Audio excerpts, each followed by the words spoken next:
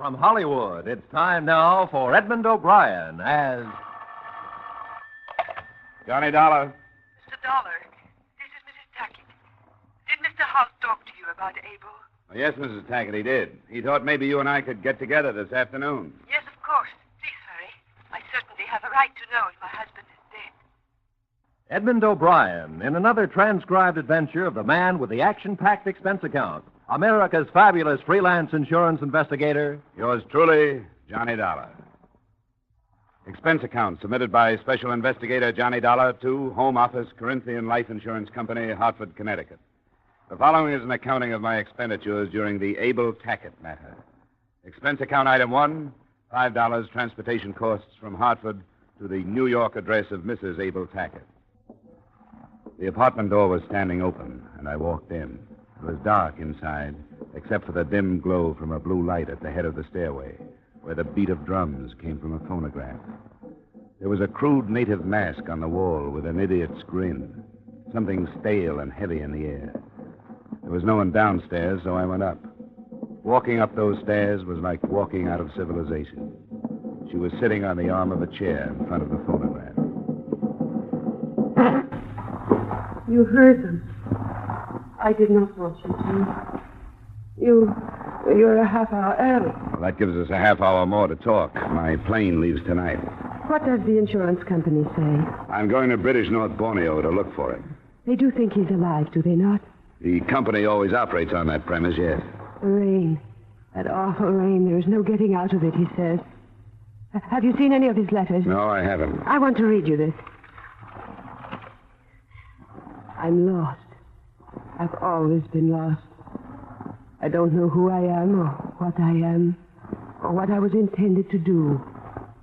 I've played all the parts and been all the places and found nothing of myself. The jungle is as nameless as I am, as nameless and as lost. That was the last one. From Borneo. Sandakan. 5 years ago, next month. 6 years since we were married in Paris. You must find him, Mr. Dollar. Well, I'll tell you the truth, Mrs. Tackitt. I'm afraid that I'll be looking for a dead man. After all, he's been gone a long time. Maybe he just stopped writing. Maybe he didn't. That's why I'm going over there. Maybe he just stopped writing. Maybe. Maybe he wants nothing to do with me anymore. I woke up in the morning and he was not there. Just a note. He could be alive and not come back, could he not? You told me he's been gone for 5 years. He has a paid-up policy. If he's dead, you receive over $700,000. If he's alive, what then? Do you think he'll come back? No. But he'll be alive. How old are you, Mrs. Tackitt?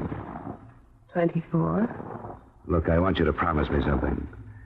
If I come back with proof of his death, you'll move out of here. I promise. But you'll never prove that he's dead.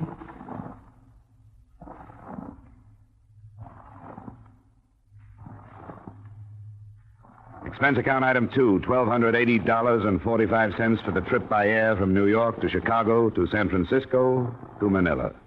Expense account item 3, $200 on the first ship to Sandakan.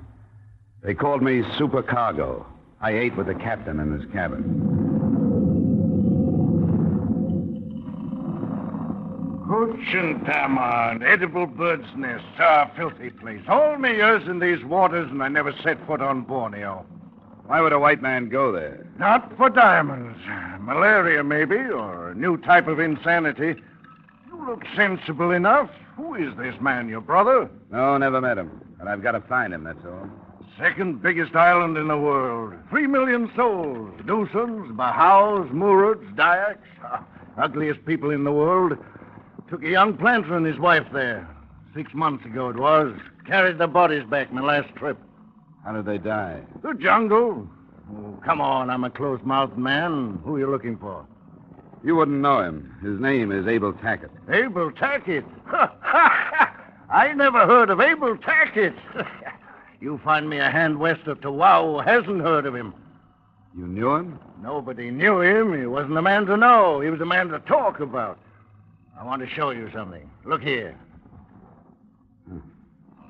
That's a nasty scar. Right across the chest. Abel Tackitt. If you find him, give him me love. How did that happen? In Manila. He did it slowly, as if he was enjoying it.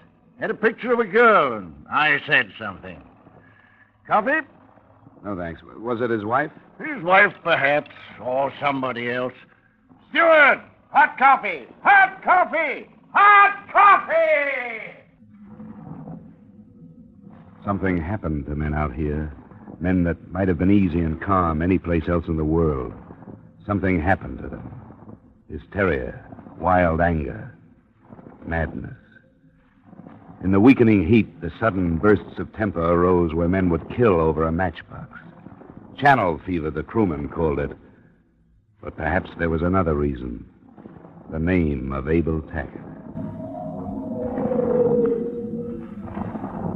This is my dream. That some night I find him asleep. That it is very dark. That I slip my knife into his throat. That I feel his life going. That I hear him to cry out. Oh, I want to hear him cry out. What did he do to you? Unspeakable. Unspeakable.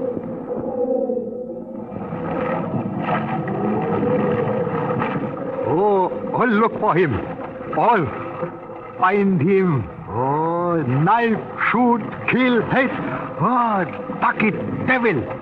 Tackitt, devil. Sandakan. We crawled around the point. There is no coast. You never know where the land begins and the ocean stops.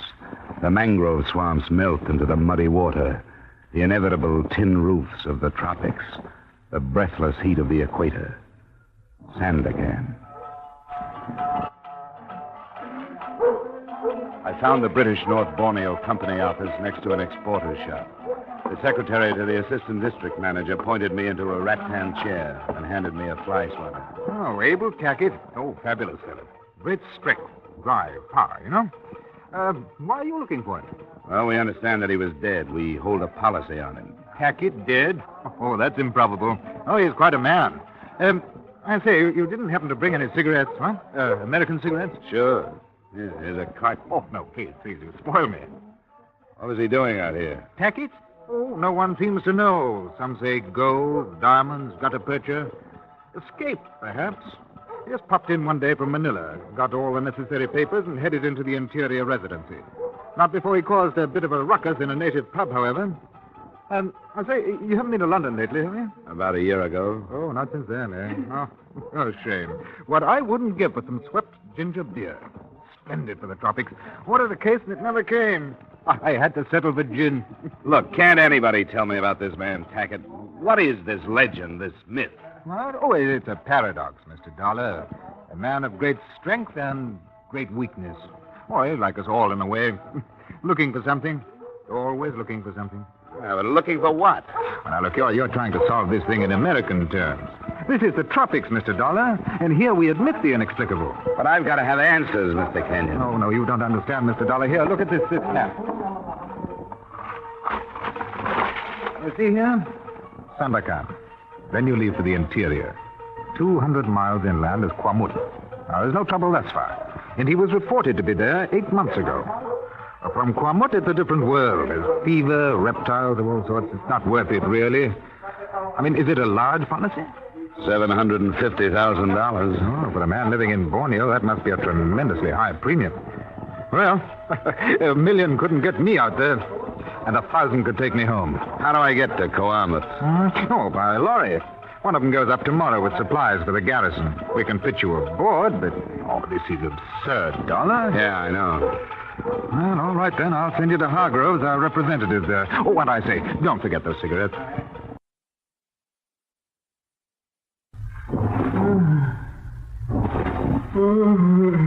My husband's been going on like that for 5 days. He can't tell you anything.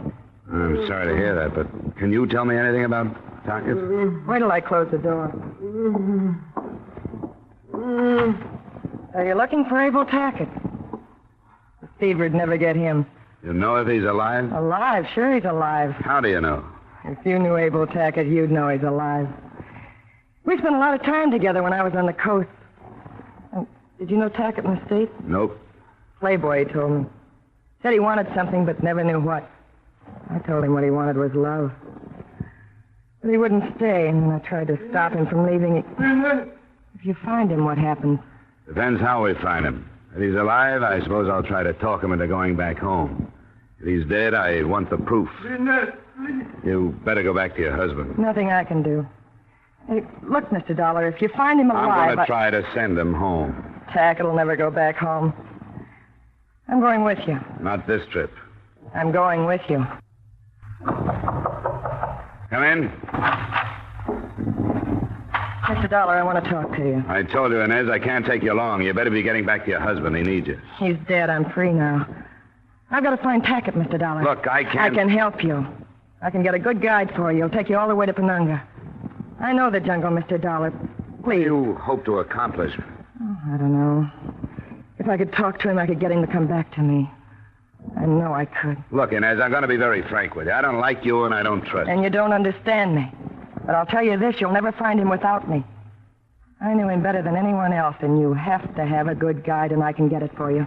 I'll get my own guide. Someone sent supplies to him a month ago. I know who it was. Okay, Inez. It's a bargain. Pack up. She took me to a trading post, and I met the owner, who operated under the obviously false name of George Brown. To me, he looked big and clumsy, but he'd been trading with the interior for 10 years, so I decided to take the recommendation.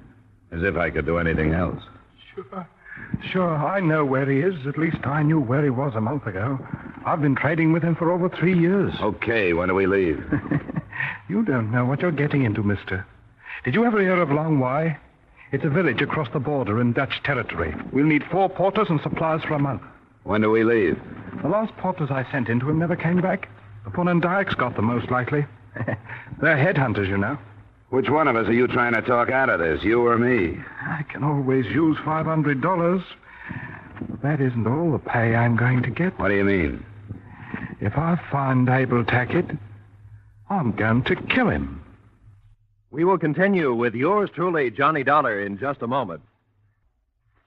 Now, with our star, Edmund O'Brien, we return to the second act of yours truly, Johnny Dollar. Expense account item 5, $830, safari to Long Y, Dutch Borneo.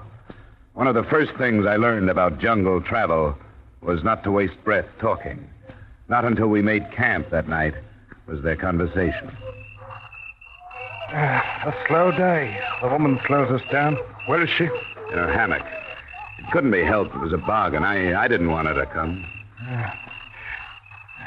I wonder why he picked Long Y. I wonder a lot of things. The easiest travel here is on the rivers. If he picked a river village, it would have been simple. This way we have to fight for every foot.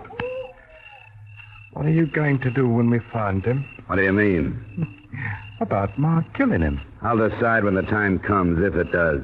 Maybe I don't think you'll go through with it. You know, if you really wanted to, you wouldn't have waited for me to come along. I suppose it was in the back of my mind before then. I knew something had to be done, but I hadn't decided. Now, I had. What did he do to you? What does he do to everything? He spoils it. When the Punandayaks are peaceful, my trade is good. When they're not, my trade is... Oh, now look, Brown. You aren't going to tell me that this man is capable of stirring up a few thousand natives. That's ridiculous. Is it? Well, how does he do it? Why? How? By being there in their country. They hate him. They're afraid of him. And when the Dayaks are trouble, they're dangerous. Why does he do it? I can't think of any reason. He makes no profit from it. He lives. He works a plot of ground. He hunts. I suppose it could be that he doesn't know he's doing it, but he is. He's got to be moved out. The only way to move Abel Tackitt is to kill him. Well, I'm going to turn in.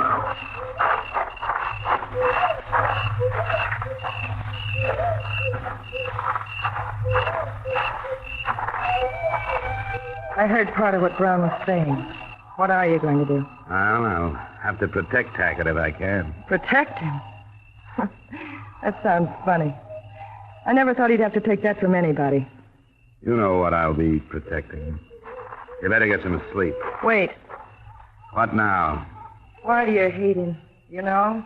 You've never even met him. Well, I've talked to people who have. To a ship's captain with a knife scar across his chest. And a little deckhand from Manila with a hurt so deep he couldn't talk about it. You and your husband, a few others. And I met his wife. He's never talked to me about her. Well, that's the first thing I've heard in his favor. Maybe he's human enough to be ashamed of what he's done to her. Maybe he realizes what he meant to her, and that she'd stop living when he left. Because that's what he's done. It's not all his fault. The trouble he had in Manila and Sandakan. He told me the men thought he was afraid of him. He wanted to show him he wasn't. He'd never known people like that. He didn't know how to get along with them. Say that it doesn't make any difference how I feel about him. We'll get to him as quickly as we can. I'll figure out some way to stop Brown if he makes a try. Maybe that'll be too late. But Brown's going to be stopped, Mr. Dollar, I promise. If you don't do it, I will. Go get some sleep. We break camp at dawn. Lying in my hammock, looking up at the solid ceiling of foliage that hid the sky, and with the unaccustomed language of the jungle bothering my ears, I tried to get a fair perspective of the situation. But I couldn't. I couldn't answer any of the questions. I dropped off to sleep realizing that I was more than anxious to meet the amazing Abel Tackitt. There was no sign of real danger until the third day, only the painful monotony of slashing at vines with heavy knives, fighting insects, stumbling over half-concealed ankle-high branches, of sweat-filled boots and soggy clothing, and 100 other arguments against Borneo. On the plant that looks like a fern here. Got it. It carries a brutal sting. This is the one, Inez. Watch it. I see it. Hold up. Come on. What is it? I wondered about that. What did he say? Head hunting. They found a body on the trail. Coming along? Yeah. Better stay here, Inez. I wondered about that. It's been too quiet. We haven't spotted a Dayak since we started. This section is usually swarming with them.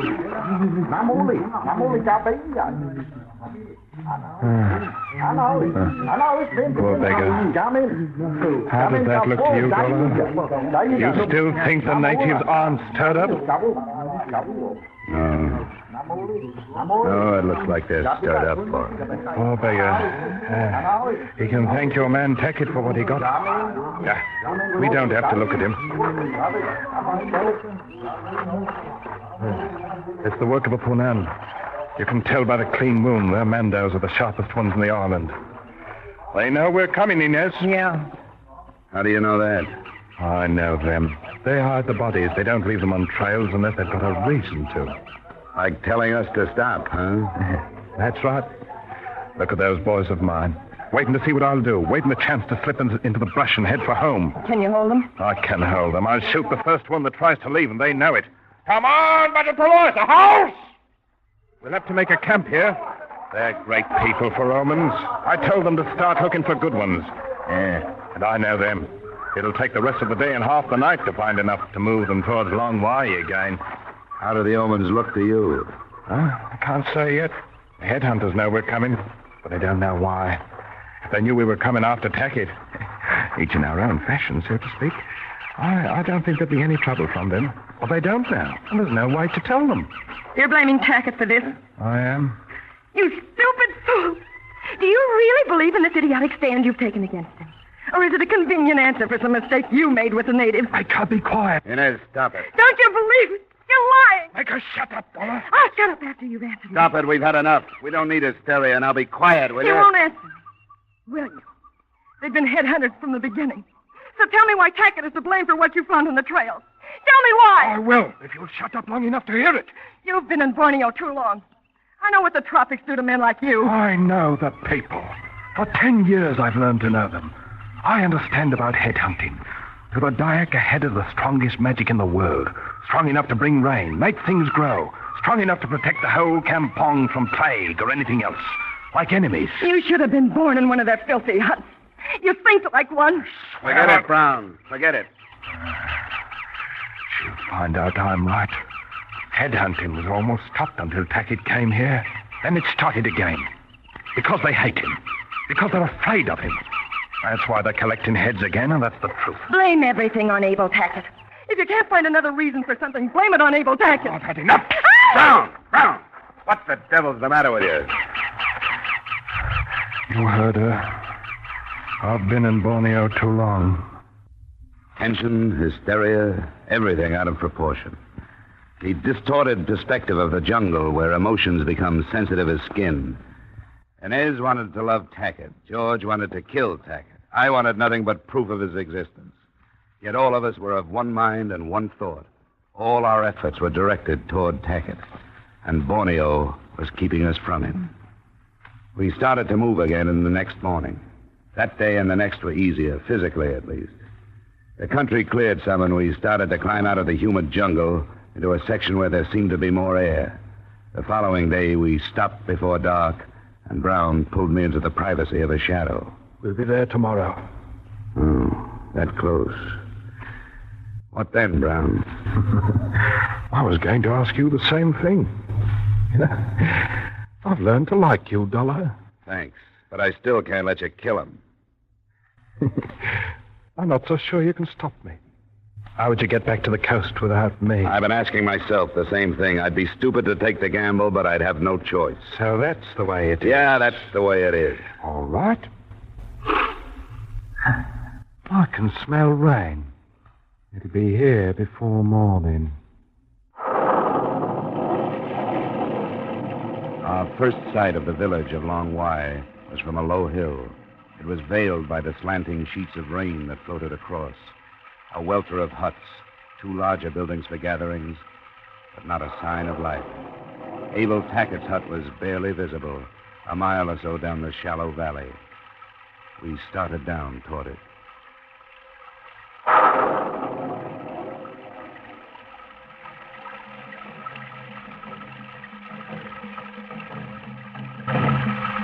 What do those drums mean, Brown? Do you know?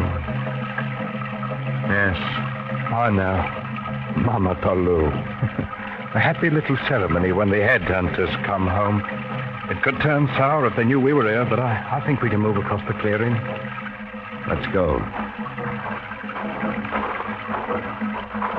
What are you going to do, Dolly? Aren't you even going to warn him? All right, if you won't, I will. Abel! Abel, be careful! Come on, take her. Keep her quiet. Come on, Dollar. I'm going inside. Wait a minute, Brown. We'll go in together.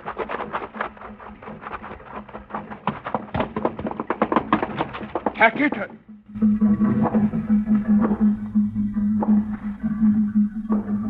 I came here for nothing.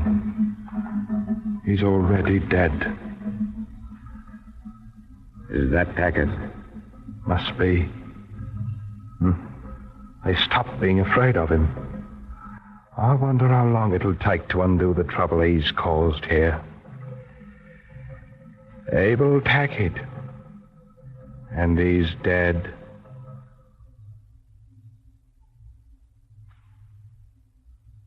There was the body of a man lying on the floor, dirty duck shorts and jacket, but no papers. I couldn't positively identify him as Abel Tackitt. The natives who had killed him were headhunters.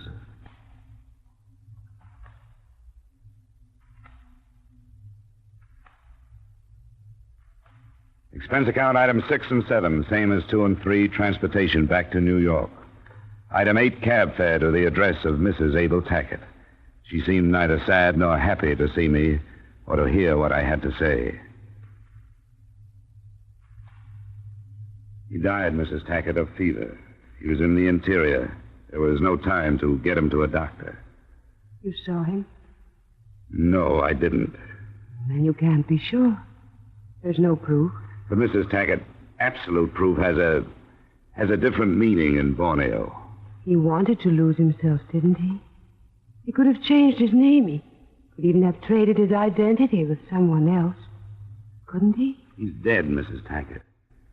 Look, I want you to go to probate court, even without absolute proof.